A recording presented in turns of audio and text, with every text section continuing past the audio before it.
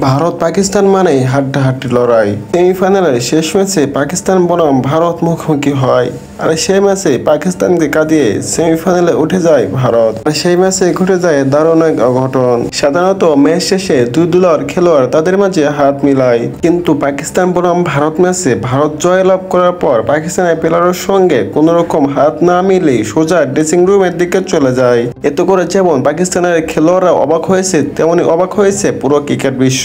অনেক নেটিজেনরা মন্তব্য করেছেন যে খেলার মাঠেও যেন রাজনীতি চলছে। এটি সত্যি যেন ক্রিকেটের জন্য এক লজ্জাজনক ঘটনা। সাধারণত পাকিস্তানের সঙ্গে ভারতের এরকম ঝামেলা থাকার কারণে ভারত এমনটা করেছে বলে মনে হচ্ছে।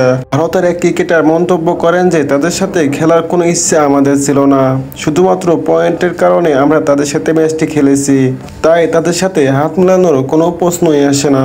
আর এই বিষয়গুলোর যেন নাড়া দিয়েছে পুরো ক্রিকেট বিশ্ব। প্রিয় দর্শক, আপনার কি মনে হয় ভারত কি আসলে এই কাজটা সঠিক করেছে? অবশ্যই আপনার মতামতটি কমেন্ট বক্সে জানিয়ে যাবেন।